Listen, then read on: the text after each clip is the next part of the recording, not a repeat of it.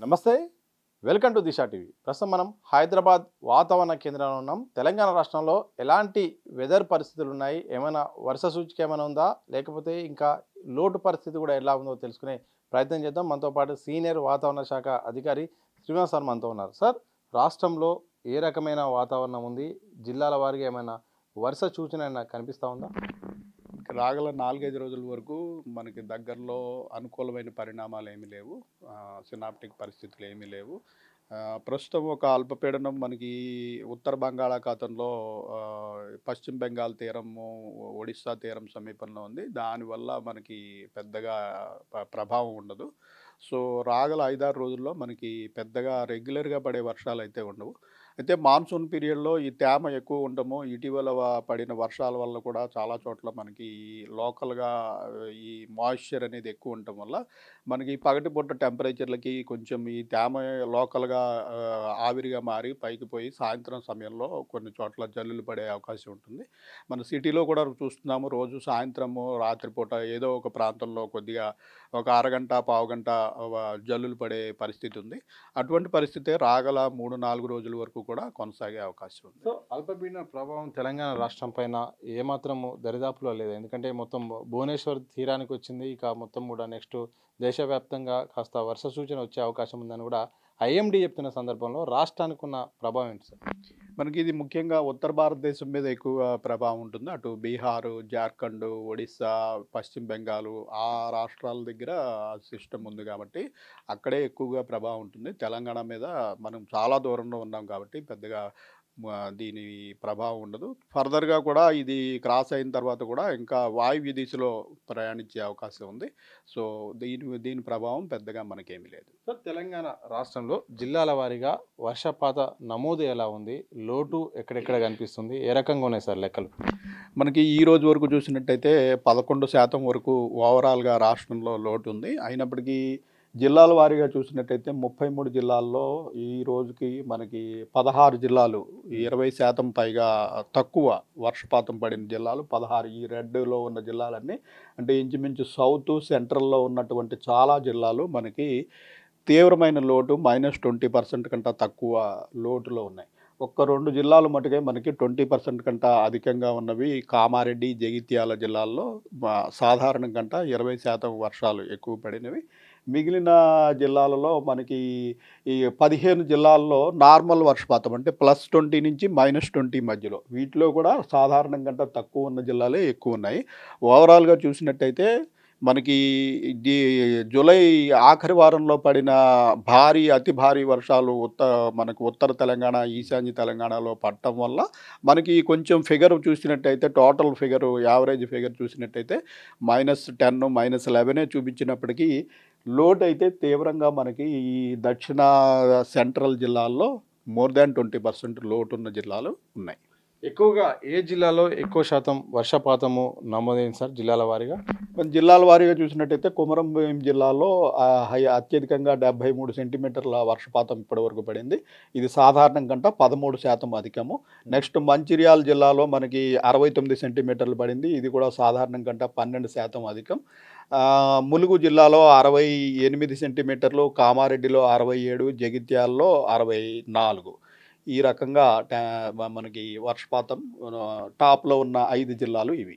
So, July మాసము అయిపోయింది. ఇక ఆగస్టులోనైనా వర్షాలు కురుస్తాయి అనుకున్నారు. కానీ ఇప్పటికీ సగం నెల అయిపోయింది. కనీసం భవిష్యత్తులోనైనా వర్షాలను అంచనా వేయవచ్చా? ఇక పరిస్థితి ఇలాగే ఉండే అవకాశం ఉందా?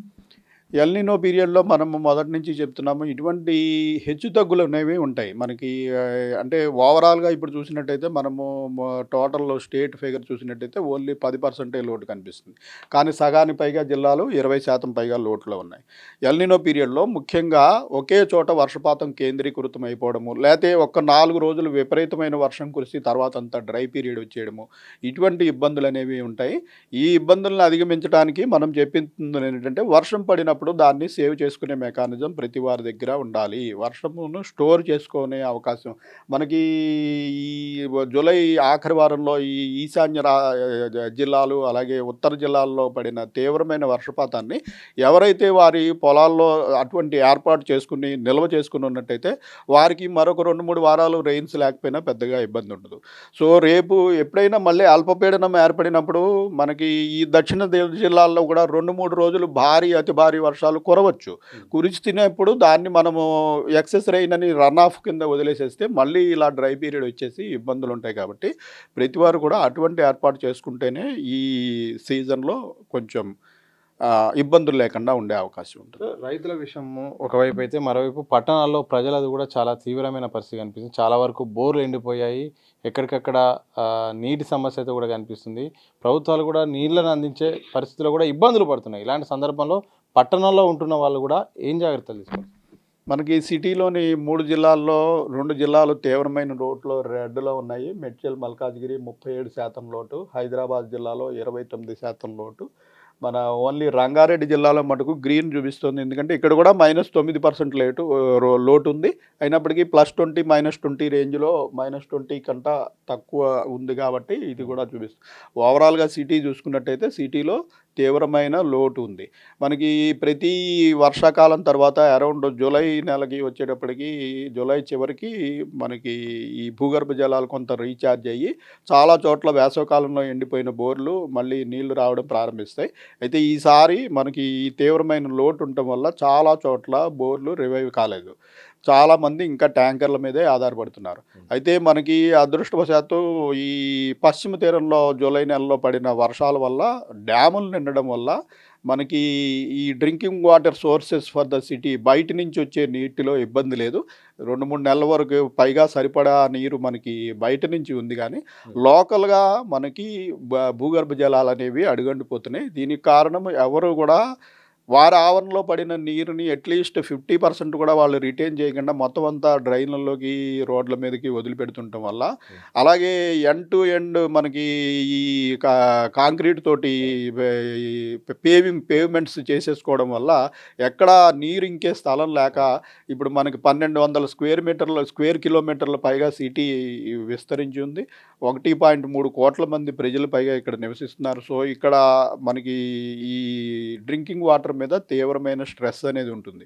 సో అందరూ కూడా దీని విషయాన్ని ఇంపార్టెన్స్ని తెలుసుకుని ఎవరి ఆవరణలో పడిన నీటిలో వారిని కొంత శాతమైనా వారి ఆవరణలో ఇంకేలాగా చేసుకున్నట్టయితే ఈ భూగర్భ జలాలు ఇలా అడుగంటిపోకుండా ఉండే అవకాశం ఉంటుంది. Thank you very much sir. ఇది మొత్తంగా తెలంగాణ రాష్ట్రంలో అయితే మాత్రం వాతావరణ పరిస్థితులు అయితే ఉన్నాయి. వచ్చే 3 నుండి 5 రోజులు అయితే మాత్రం ఎలాంటి వర్షాలు అయితే మాత్రం నమోదయ్యే అవకాశం కనిపించలేదు. కానీ తేమ కారణంగా అయితే మాత్రం అప్పటికప్పుడు వర్షాలు కురిసే అవకాశం ఉంది తప్ప అల్పపీడన ప్రభావం అయితే మాత్రం రాష్ట్రం పైన లేదు.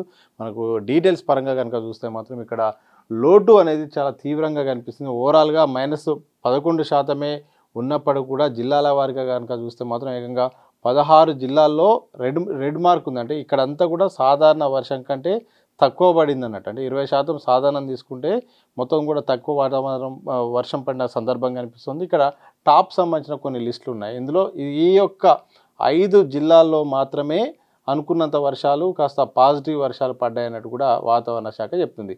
కొమరంభీం జిల్లా, మంచిర్యాల జిల్లా, అలాగే ములుగు, కామారెడ్డి, జగిత్యాల ఈ జిల్లాల్లో సాధారణ వర్షపాతం కంటే ఎక్కువగా అంటే 13%, అలాగే 12%, 6%, 37%, 24% పడింది అన్నట్టు. అంటే ఈ 5 జిల్లాల్లో మాత్రమే పాజిటివ్గా ఉంది. మ్యాప్లో కనుక చూస్తే మాత్రం కేవలం 2 జిల్లాల్లో అంటే కామారెడ్డి అలాగే జగిత్యాలలో మాత్రమే సాధారణ వర్షపాతం కంటే ఎక్కువగా అంటే 24%, అలాగే 37% వర్షపాతం కేవలం 2 జిల్లాల్లోనే కాస్త మెరుగైన వర్షపాతం నమోదైంది. ఇక మిగతా అన్ని జిల్లాల్లో ఏకంగా 16 జిల్లాల్లో కనుక చూస్తే మాత్రం నిర్మల్ -41 ఉంది. అలాగే సంగారెడ్డి, మేడ్చల్, మల్కాజ్గిరి మనం ఇంతకుముందే మాట్లాడుకున్నట్టు సార్ చెప్పినట్టు ఈ సిటీకి సంబంధించిన ప్రాంతం ఇది. ఇక హైదరాబాద్ విషయానికి వస్తే -29 ఉంది. ఒక్క రంగారెడ్డిలో మాత్రమే -9 ఉంది. ఇక్కడ కొద్దిగా తక్కువ ఉంది తప్ప ఇటు భువనగిరి జిల్లా అయితేంది, జనగాం అయితేంది, హన్మకొండ అయితేంది, అలాగే వరంగల్, మహబూబాద్, సూర్యాపేట, నల్గొండ -45 ఉంది. నల్గొండ, నాగర్ కర్నూలు -26 ఉంది. వనపర్తి -34 ఉంది. గద్వాలలో -32 ఉంది, ఖమ్మము -26 ఉంది.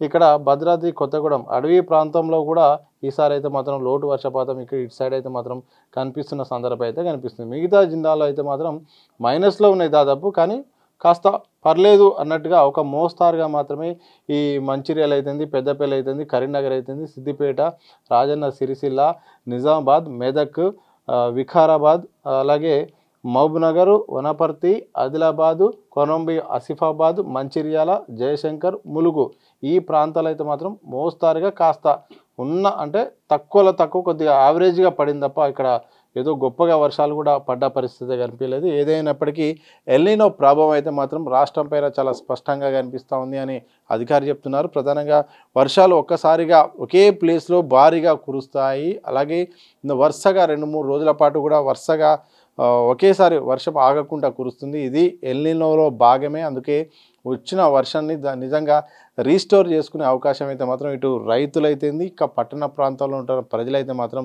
ఏర్పాటు చేసుకోకపోతే మాత్రం ఈ ఎల్నినో ప్రభావం సంవత్సరాల పాటు కంటిన్యూ అయ్యే అవకాశం ఉంటుంది. అందుకోసమే ఇప్పటి నుండి కూడా వర్షం వస్తే ఒడిసి పట్టుకోకపోతే మాత్రం భవిష్యత్తులో ఈ లోటు పెరిగే అవకాశం ఉంటుంది. అలాగే తీవ్రమైన సమస్యలు కూడా ఎదుర్కోవాల్సిన పరిస్థితి వస్తుందని కూడా హైదరాబాద్ వాతావరణ కేంద్ర అధికారి శ్రీనివాస్ సార్ చెప్పిన పరిస్థితి అయితే కనిపిస్తుంది. వీడియో జర్నలిస్ట్ వంశీతో సతీష్, దిశ టీవీ, హైదరాబాద్.